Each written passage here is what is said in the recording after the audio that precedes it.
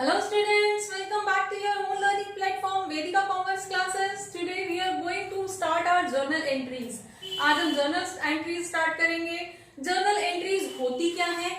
Journal entries हमारी first primary recording होती है उन ट्रांजेक्शन्स की जो ऑर्गेनाइजेशन के अंदर होते हैं.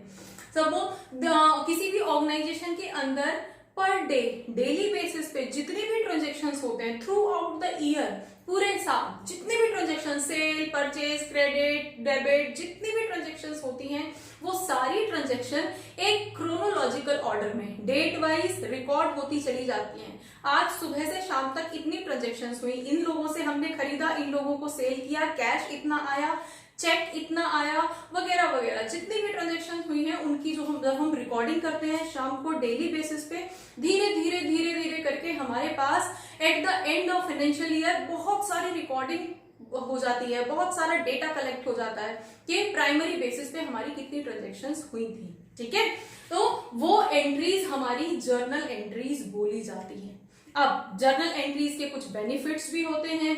बेनिफिट्स क्या होंगे? सबसे पहले तो धीरे धीरे करके एक एक ट्रांजेक्शन होती जा रही है, साथ के साथ रिकॉर्ड होती चली जा रही है, तो वो हमारे लिए एक प्राइमरी सोर्स हो जाता है किसी भी अकाउंट को बनाने के लिए. ठीक है, हमारा जो डेटा है वो क्रोनोलॉजिकल ऑर्डर में, सीक्वेंस में, डेट वाइज इकट्ठा होता चला जाता है. ठीक है, अब इसी के बेस पे, इसी डेटा, इसी इंफॉर्मेशन के बेस पे हम आगे लेजर अकाउंट बनाते हैं. और ये लेजर ये जो जर्नल है, ये जर्नल एंट्रीज हमारे आगे चल के काफी सारे अकाउंट्स का बेस बनती है और इसी के बेस पे आगे चल के हम बैलेंस शीट भी बनाते हैं. ठीक है, देन अब इसकी कुछ लिमिटेशंस भी होती हैं. अब लिमिटेशंस क्या होंगी कि ये जो है सिर्फ एक बुक कीपिंग टाइप है. बुक कीपिंग क्या था हमारा? Just systematic recording of data. ये भी तो वही है. तो बुक कीपिंग हमारा जर्नल बोल सकते हैं या बुक कीपिंग बोल सकते हैं, एक ही चीज है. ठीक है, ये किसी भी दूसरे अकाउंट के लिए बेस तो बन सकता है लेकिन इटसेल्फ कोई रिजल्ट शो नहीं करता. ये सिर्फ एक रिकॉर्डिंग होती है और इसे कोई भी कर सकता है. इसके लिए किसी भी एक्सपर्ट की जरूरत नहीं है. सिंपली कोई भी रिकॉर्ड कर सकता है, इतनी सेल हुई, इतनी परचेज हुई, पूरे दिन में ये ट्रांजेक्शन हुई, दैट्स ऑल. इसके लिए किसी एक्सपर्ट की जरूरत नहीं होती. लेकिन इसके बेस पे हमें जो अकाउंट्स बनाने होंगे उसके लिए हमें अकाउंटेंट्स या एक्सपर्ट्स की जरूरत होती है. ठीक है, तो जर्नल एंट्रीज को हम आगे स्टार्ट करते हैं.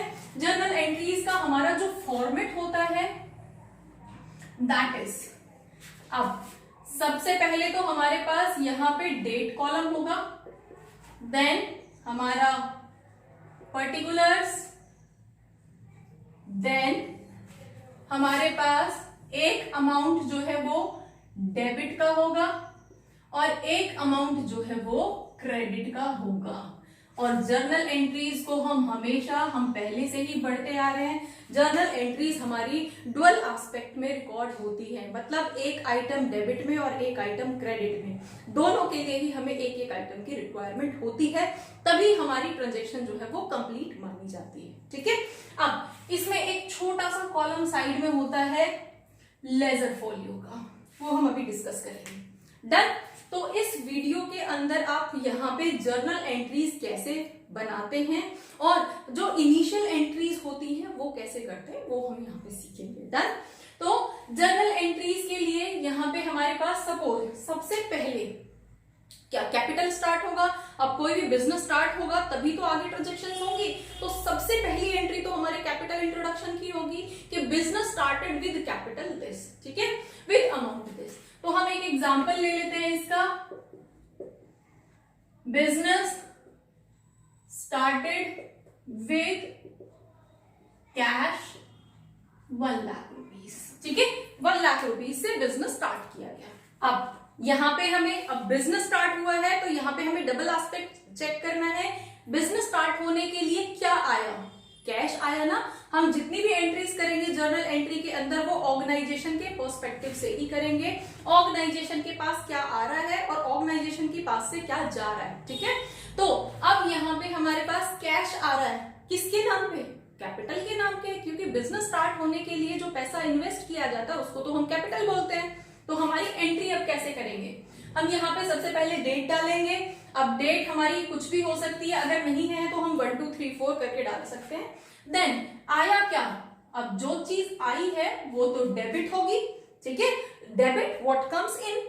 अब डेबिट आया है हमारा, यहाँ पे हो गया कैश आया है, और डेबिट का अमाउंट हम यहाँ पे लिखेंगे 1 लाख रुपीज, ठीक है। 2 क्रेडिट की एंट्री हम थोड़ा सा यहां से गैप देके स्टार्ट करते हैं, और जहां उसको हम 2 से स्टार्ट करते हैं, ठीक है। तो 2 किसके नाम पे आया है, कैपिटल के नाम पे, तो हमारे पास कैपिटल अकाउंट, और इसका जो अमाउंट है वो हम यहां पे लिखेंगे क्रेडिट वाले कॉलम में, ठीक है।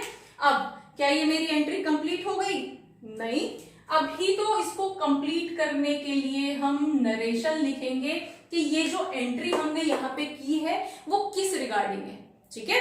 तो हम यहाँ पे लिखेंगे बीइंग कैपिटल इन्वेस्टेड, या फिर बीइंग बिजनेस स्टार्टेड, कुछ भी आप लिख सकते हो इस ट्रांजेक्शन को एक्सप्लेन करने के लिए।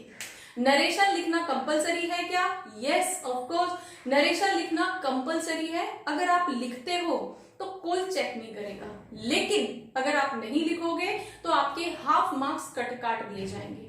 तो बेटर है कि इसमें नरेशन आप लिखें, अभी से आप इसकी प्रैक्टिस करें, ठीक है। अब नरेशन लिखे क्या, कई बार हमें नहीं समझ में आता है, कुछ भी नहीं समझ में आ रहा है तो एक ये बीइंग वर्ड लगाओ, और उसके बाद में जो आपको क्वेश्चन के अंदर स्टेटमेंट दिया है उसी क्वेश्चन उसी स्टेटमेंट को आप बीइंग के बाद यहां पे मेंशन कर दो, दैट्स ऑल। लिखा है ना, कोई चेक नहीं करेगा क्या लिखा है, ग्रामर क्या कैसी है वगैरह वगैरह, कोई नहीं, इसी एंट्री से रेलेवेंट ऑफ कोर्स। कुछ भी का मतलब ये नहीं है कि कुछ भी लिखोगे, इसी एंट्री जो आपने एंट्री की है उसी से रेलेवेंट इसके अंदर आप लाइन लिखेंगे। डन। अब हमारे पास यहाँ पे एक कॉलम दिया गया है लेजर फोलियो, इसका हमें बहुत कुछ नहीं करना है, आपकी बुक के अंदर इसका बहुत ज्यादा रोल नहीं है। इसका मतलब है कि ये जो आप एंट्री कैश की और कैपिटल की एंट्री जो कर रहे हो, ये अकाउंट, इसके बेस पे जब आप लेजर बनाओगे उस लेजर के अंदर कौन से पेज नंबर पे है, तो ये वाला column is just a page number of ledger account, ठीक है। तो जब हम अब ऑर्गेनाइजेशन के अंदर काम करते हैं तो ऑर्गेनाइजेशन में हमने हमारी बहुत सारी ट्रांजैक्शंस होती है, वहां पे कंफ्यूजन ना हो, वहां पे एक एंट्री को ढूंढने के लिए बहुत ज्यादा टाइम ना लगे, इसलिए हम साथ के साथ वहां पे पेज नंबर डाल देते हैं, ठीक है, जिससे कि अगर मुझे इसका डेटा चेक करना है तो मैं लेजर के उसी पेज नंबर पे जाऊंगा और मेरे पास डिटेल आ जाएगी। डन। अब कैपिटल कैश की फॉर्म में आया तो हमने ये एंट्री कर दी, लेकिन अगर कैपिटल के नाम पे और भी बहुत सारी चीजें आई, जैसे कि मेरे पास मींस ओनर के पास एक पुरानी मशीन पड़ी हुई थी, वो मशीन भी उसने इसी बिजनेस में इन्वेस्ट कर दी, ठीक है, इस बिजनेस के काम आएगी। देन उसके कुछ डेटर्स थे जिसको से उसको पैसे आने थे, जिसको उन्होंने लाइक सेल कर रखी थी, क्रेडिट सेल कर रखी थी, अब उनसे पैसा रिसीव होना है, वो हमारे डेटर्स बोले जाते हैं, ठीक है। तो वो डेटर्स भी आप उसने बोल दिया कि उस डेटर से जो भी पैसा आएगा वो पैसा भी मैं इसी बिजनेस में इन्वेस्ट कर दूंगा। डन। नेक्स्ट उसके पास कुछ फर्नीचर पड़ा हुआ था, वो फर्नीचर भी उसने इसी ऑर्गेनाइजेशन में यूज करेगा, ठीक है। तो अब ऐसी ही कुछ कुछ चीजें उसके पास थी, थोड़ा सा पैसा उसने कैश की फॉर्म में लाया और थोड़ा सा पैसा बैंक अकाउंट में डाल दिया।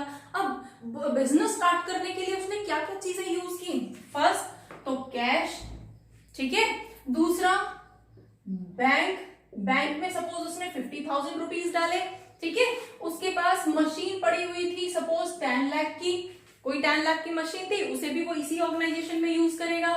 देन उसके पास थोड़ा सा कोई फर्नीचर भी था, वो फर्नीचर भी वो इसी ऑर्गेनाइजेशन में यूज करेगा, सपोज वो फर्नीचर आपका 50,000 लेके चल लेते हैं। डन।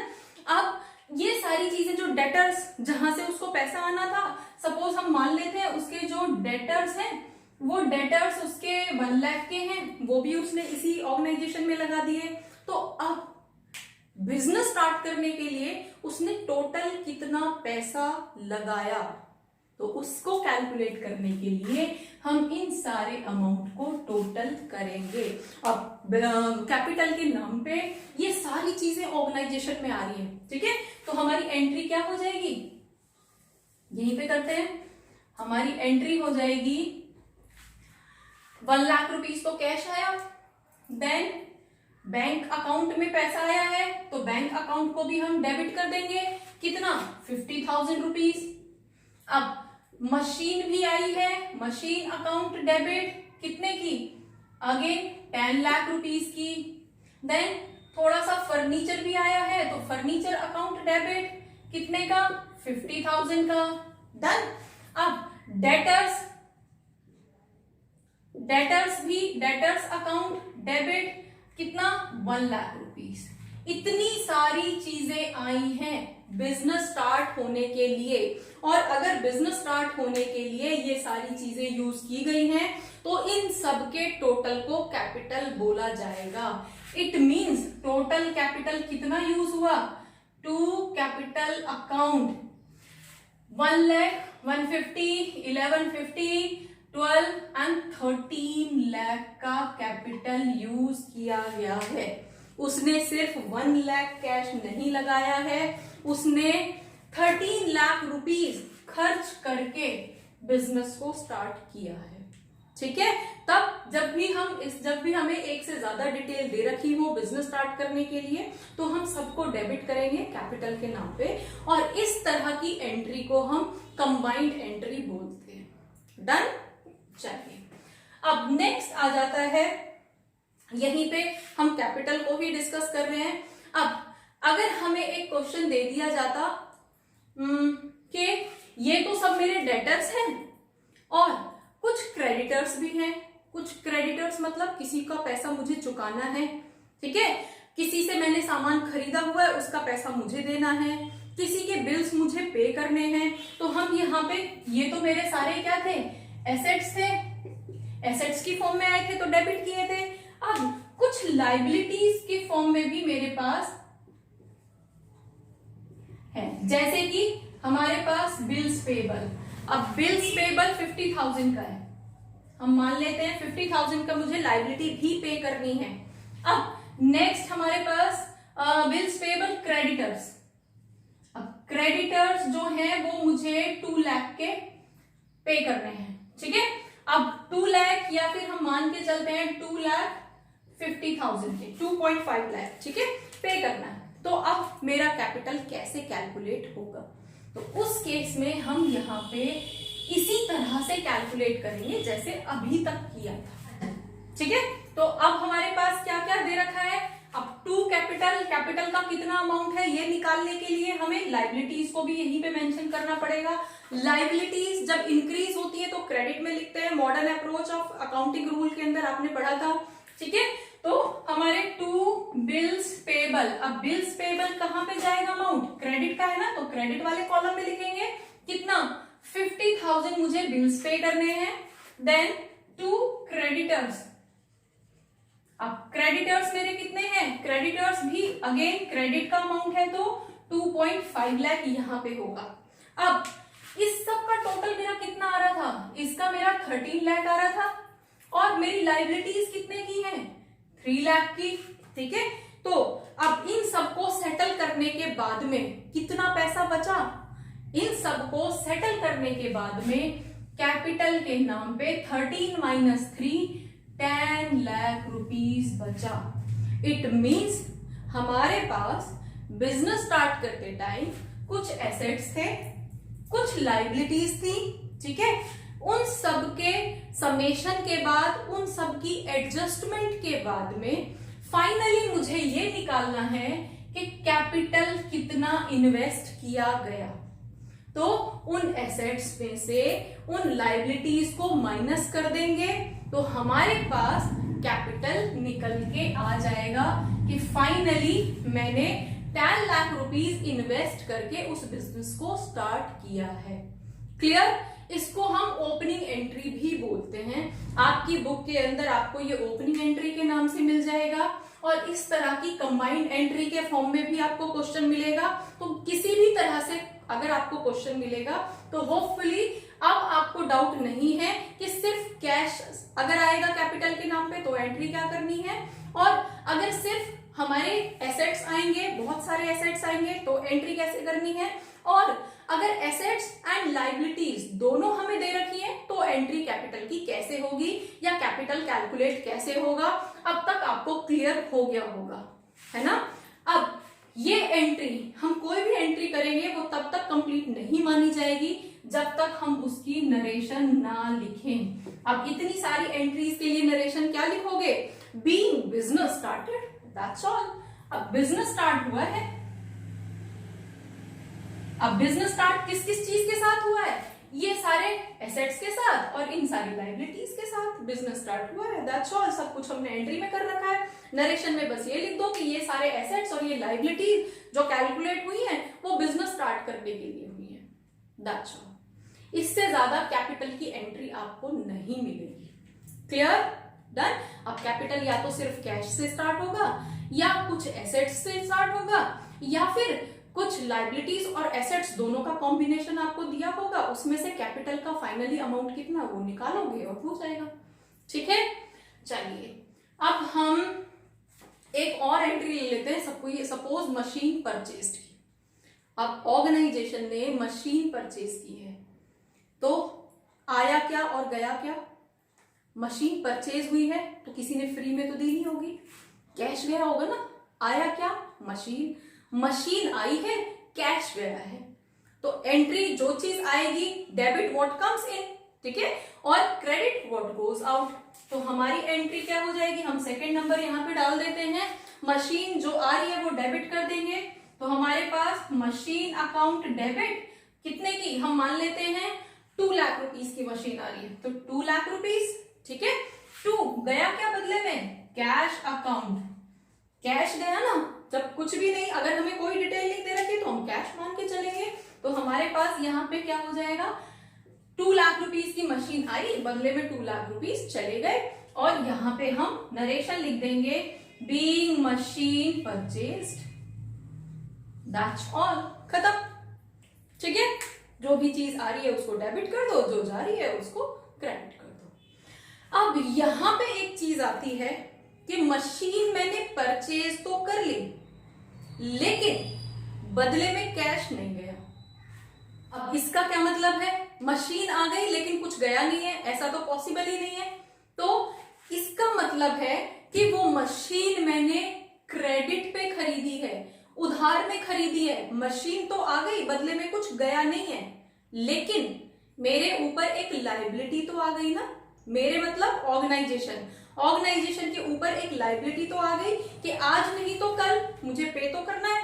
तो अभी जब पे करेंगे तब करेंगे, अभी के टाइम पे हम देने वाले का नाम रिकॉर्ड करेंगे। अब जब रियल अकाउंट नहीं रोल में आया, नॉमिनल अकाउंट रोल में नहीं आया, तो फिर पर्सन अकाउंट को आना पड़ेगा ना, पर्सन को रोल में आना पड़ेगा अपनी एंट्री, डबल एंट्री रिकॉर्ड करने के लिए। हमें तो डेबिट वाला अमाउंट भी चाहिए, डेबिट के लिए भी आइटम चाहिए और क्रेडिट के लिए भी।